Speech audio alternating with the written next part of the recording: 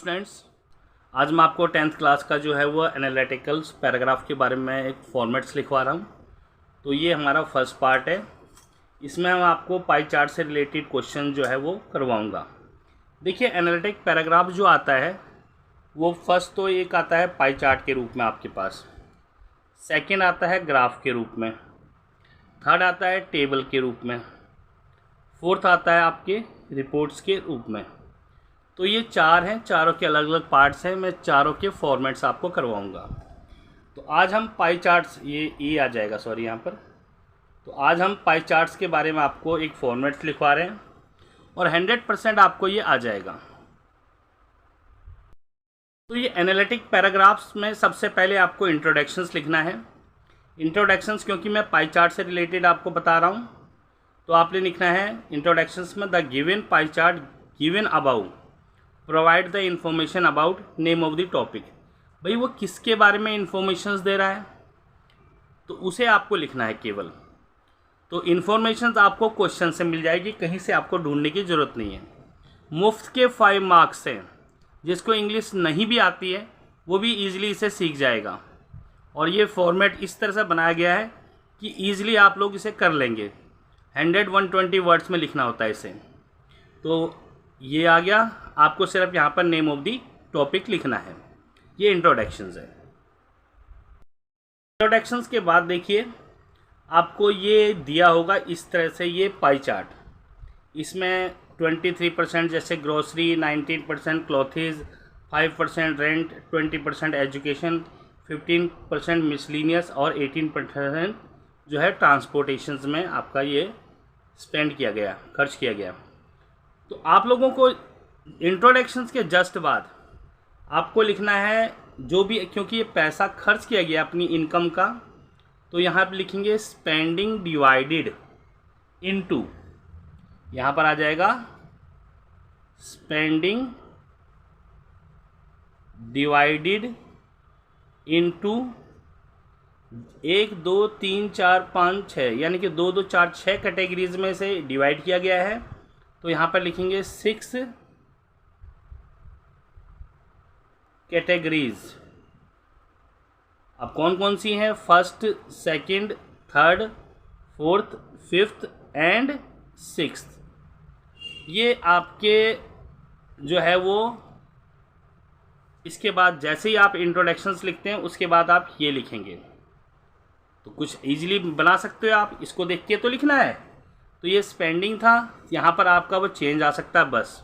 बाकी divided into 6 categories हो, 5 categories हो, 4 कैटेगरीज में डिवाइड हो सकता है ये। तो यहाँ पर लिखना है spending divided into 6 categories, grocery, transportations, miscellaneous, education, rent and clothes. बस इतना लिखना है। तो कोई मुश्किल नहीं था, आसानी से इतना कर सकते हो आप, ना किसी ग्रामर की ज़रूरत पड़ी आपको।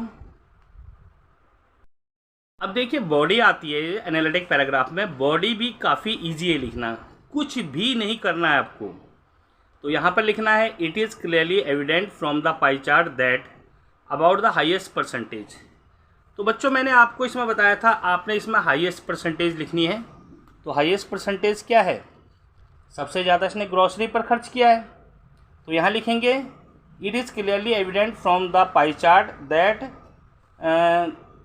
यहाँ पर the house hold spend highest in grocery, और ब्रैकेट में आप चाहो तो 23% भी लिख सकते हो। फिर अबाउट सेकेंड हाईएस्ट परसेंटेज लिखना है। तो सेकेंड हाईएस्ट परसेंट जो है आपकी क्या है? एजुकेशन है। तो यहाँ पर आ जाएगा आपका about the house hold spend second highest percentage in education, और ब्रैकेट में लिख देना है 20%। यानी कि ऊपर वाले में आपको उसमें से उस जो भी कैटेगरी वो दी हुई है इसमें से हाईएस्ट परसेंटेज के बारे में मेंशन करना है, और इसमें सेकंड हाईएस्ट के बारे में मेंशन करना है। अब तीसरे पॉइंट्स में आपको यहाँ पर डिफरेंस बताने हैं दोनों के। यहाँ 3 पॉइंट आएंगे, फर्स्ट पॉइंट, सेकेंड पॉइंट और थर्ड पॉइंट। तो difference of the percentage of highest and second highest is, अब इन दोनों का डिफरेंस निकाल दीजिए। ग्रॉसरी में कितना खर्च हुआ 23%, एजुकेशन में कितना हुआ 20%, तो इन दोनों का डिफरेंस आ गया 3%, तो ये लिखेंगे 3%। तो आपके काफ़ी वर्ड्स हो गए, आपको कुछ करना नहीं पड़ा, केवल आप लोगों ने उस पाई चार्ट और क्वेश्चन में से देखना है। देखिए ये डिस्क्रिप्शंस लिखना है एनालिसिस पैराग्राफ्स में ही। Complete details of rest of, rest of का मतलब होता है, देखिए हमने दोनों के बारे में एजुकेशन और ग्रॉसरी के बारे में लिख दिया। अब फैमिली किस में और खर्च कर रही है, क्लॉथीज़ में, रेंट में, एजुकेशन में, मिसलिनियस में, ट्रांसपोर्ट, सॉरी एजुकेशन तो आ चुका है। 1 2 3 4 के बारे में लिखना है। यहाँ पर लिखना है कि house hold spend 19% क्लॉथीज़, 18% ट्रांसपोर्टेशंस, 5% rent and 15% miscellaneous. 2 लाइनें ये आ गई आपकी। लास्ट में आपको लिखना है conclusion in A null cell, मतलब होता है कि संक्षेप में about A topic and final result आपको इसमें से बताना है। तो इन ए नल सेल में आप फिर इसके बाद यही लिख देंगे कि the house hold spend largest in grocery और फिर एंड लीस्ट इन रेंट। तो यही 2 चीज़ें लिखनी है, सबसे ज़्यादा और सबसे कम वाली। बस इतना ही लिखना है बच्चों आपको, और ये 100 से 120 वर्ड्स इजीली कंप्लीट हो गए।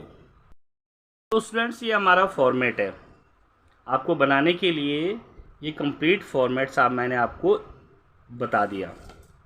तो इसमें आप लिखेंगे बिल्कुल सेम वही जो मैंने भी आपको बताया था। The given pie chart given above, ये अबाउट लिखा है, अबाउ आएगा we. Provide the information about, जो भी क्वेश्चन में लिखा है वो लिखेंगे।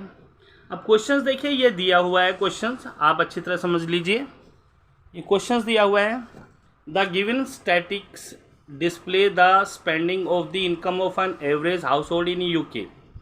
तो क्या ये इंफॉर्मेशन दे रहा है, ये है the spending of the income of an average house hold in the UK.